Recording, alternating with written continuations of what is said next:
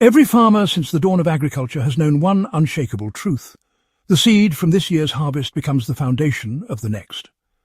For thousands of years, this cycle of saving, replanting and adapting seed to local soils was what made civilizations flourish. Yet today, across much of the world, farmers can no longer legally replant their own seeds, even when those seeds grew in their very own fields. How did such an ancient and natural practice become forbidden by law? The answer weaves together history, patents, corporate power, and the reshaping of agriculture in the modern era.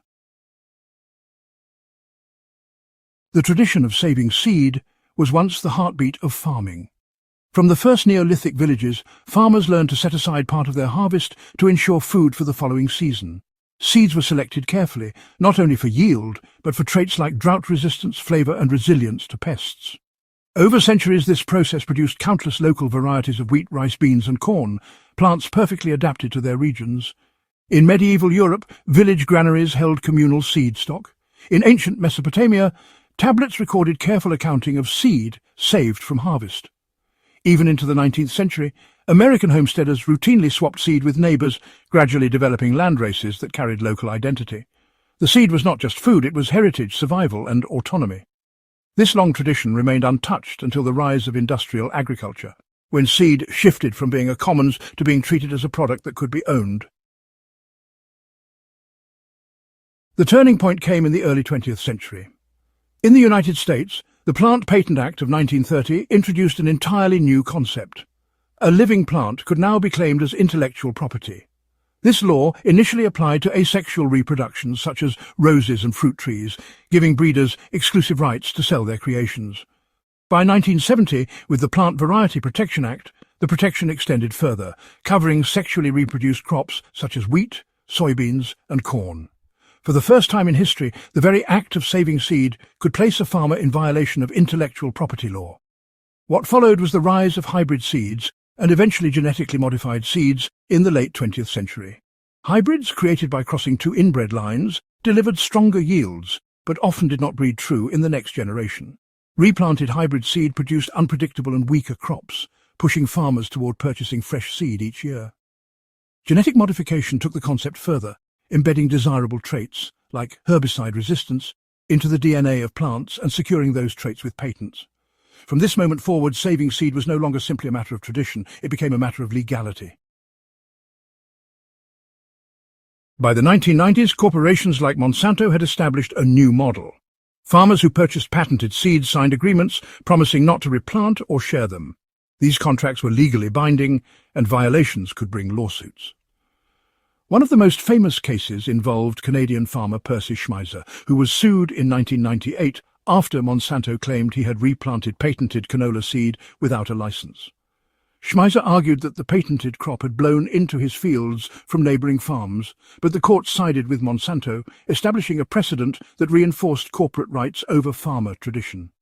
Since then, investigations, legal disputes and surveillance of farms have kept many farmers wary.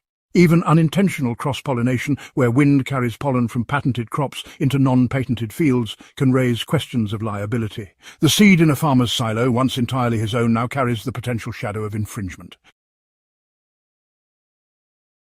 One might wonder why farmers do not simply avoid patented varieties. But you see, the reality is more complex. Patented seeds often provide higher yields, resist pests, or tolerate herbicides that make weed management a bit easier. In competitive markets, a farmer who refuses these seeds risks lower production and reduced profit. Furthermore, subsidies, crop insurance programs and global commodity systems are often built around standardized varieties, many of which are patented. A farmer growing heirloom corn for personal use may enjoy autonomy, but a farmer trying to supply commercial processors may have little choice but to purchase patented hybrids or genetically modified seed. The system effectively locks farmers into dependence. The legal restrictions against replanting then enforce that dependence year after year. Now, the restriction on seed saving is not confined to the United States. Through international trade agreements, such as the Agreement on Trade-Related Aspects of Intellectual Property Rights, or TRIPS, many countries have harmonized their laws to recognize plant patents and plant variety protections. As a result, farmers in Europe, Canada, parts of Asia, and much of Latin America are subject to similar prohibitions on replanting patented seed. While some nations still allow greater freedom, Global seed corporations have pressed to expand intellectual property protections worldwide. This expansion has reshaped global agriculture, often at the expense of traditional seed sovereignty.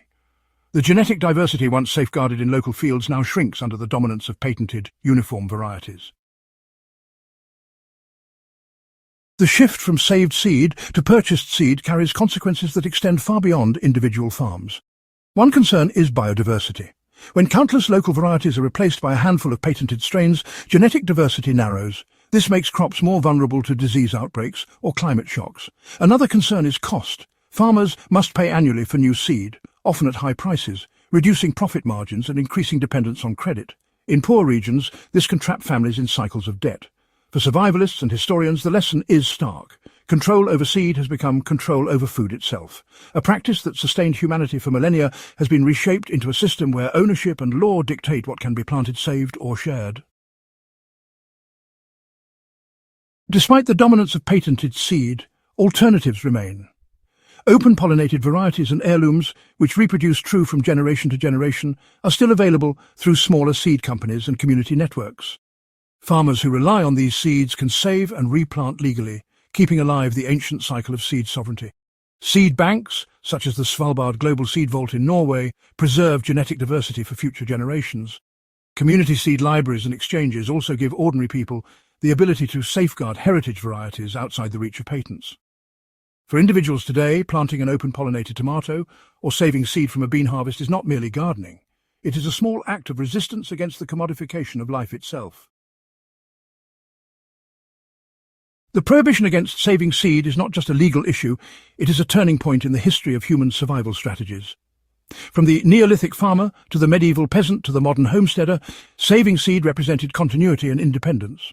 The laws of the 20th century interrupted that chain, placing agriculture into a system of contracts and patents that benefit a few while restricting many.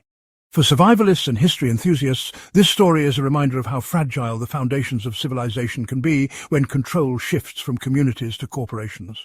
If a farmer cannot even claim the right to replant his own harvest, then the ancient rhythm of life itself has been altered. Seed saving was once universal. Now, in much of the world, it is a privilege hedged by legal boundaries.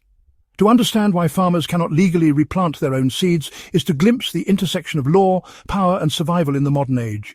It is a story rooted in history, yet alive in every field today. If you found this exploration valuable and want to uncover more hidden stories of how history, law, and survival intersect, make sure to subscribe to In the Beginning and share this video with others. The past holds lessons we cannot afford to forget, and together we'll keep uncovering them.